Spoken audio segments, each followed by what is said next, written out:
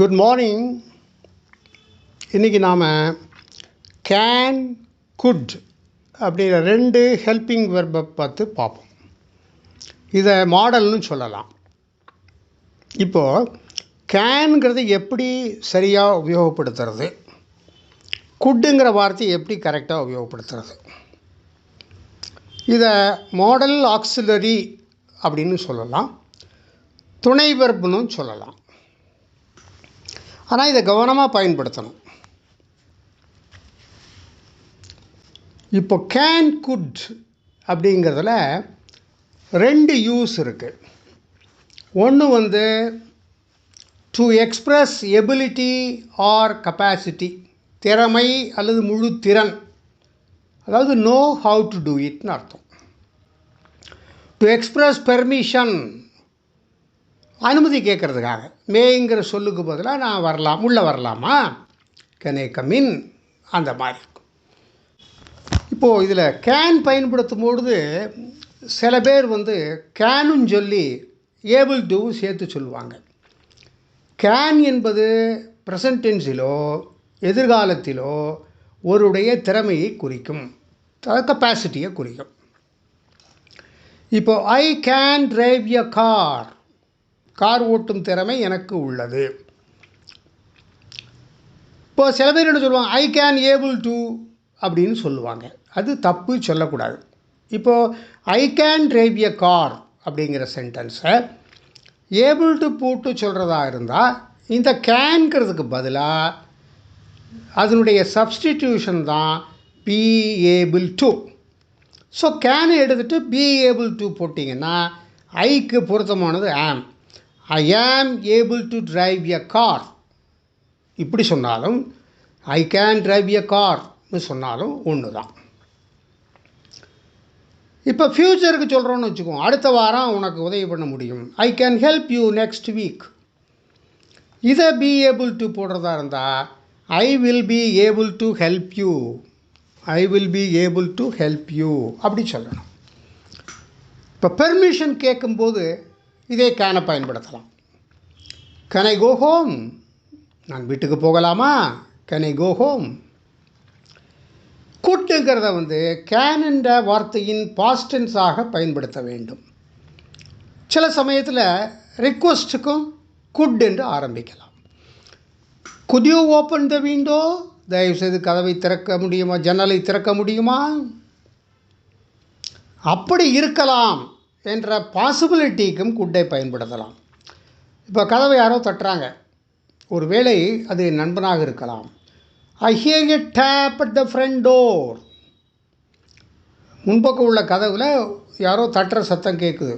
It could be my friend, அது என் நண்பனாக இருக்கலாம், இது possibility.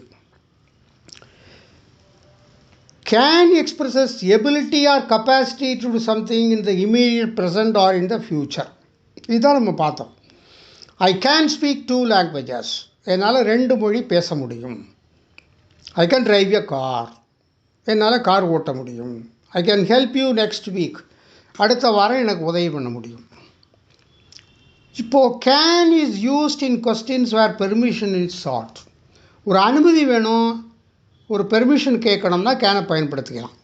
Can I go home, நான் வீட்டுக்கு போகலாமா, can I look into this book, இந்த புஸ்தகத்தை கொஞ்சம் பார்க்கலாமா, அப்படி கேட்கணும்.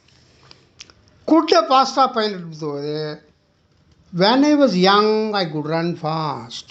இப்போல்லாம் ஏப்பா நீ வேகமாக ஓட முடியல, நான் இளமையாக இருக்கும் பொழுது வேகமாக ஓடினேன். இப்போ கண்டிஷனுக்கும் பயன்படுத்தலாம்.